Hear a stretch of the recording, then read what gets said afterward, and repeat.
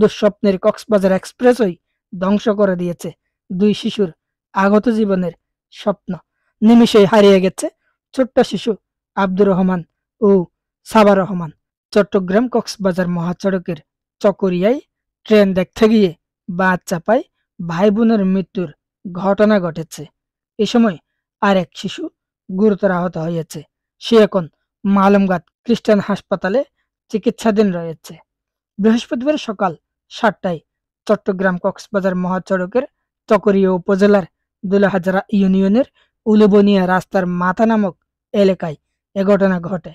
বিষয়টি নিশ্চিত করেছেন মালমঘাট হাইওয়ে পুলিশ ফাঁড়ির ইনচার্জ পরিদর্শক মোহাম্মদ ইকবাল বাহার মজুমদার। নিহতরা হল চকরিয়া উপজেলার দুলাহাজারা ইউনিয়নের মালমঘাট এলাকার 8 বছর বয়সী আব্দুর রহমান ও 6 বছর বয়সী সাবা রহমান।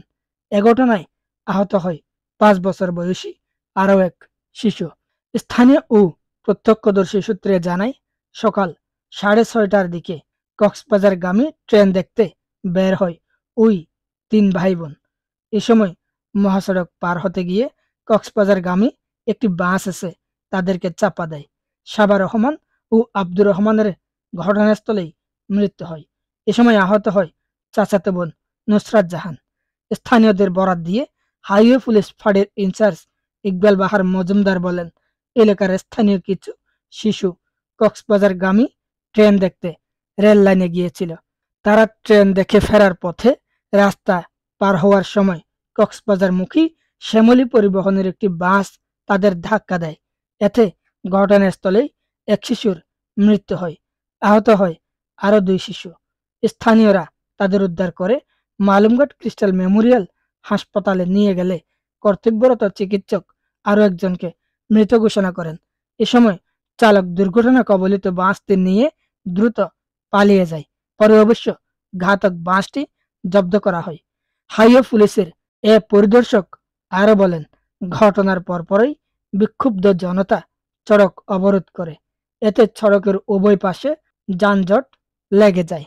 পরে পুলিশ তাদের বুঝিয়ে শান্ত করার পর যানবাহন চলাচল স্বাভাবিক হয়।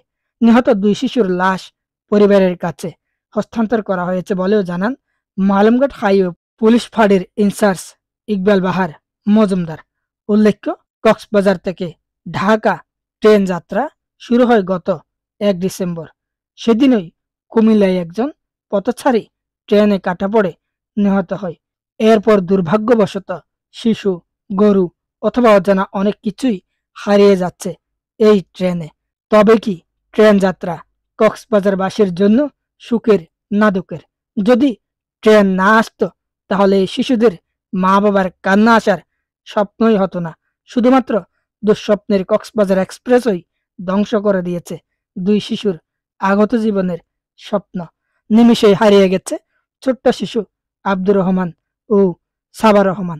ভবিষ্যৎ আরো কি হতে যাচ্ছে সেটি কল্পনার বাইরে। মোবারক উদ্দিন নয়ন, দ্য কক্স নিউজ, কক্সবাজার।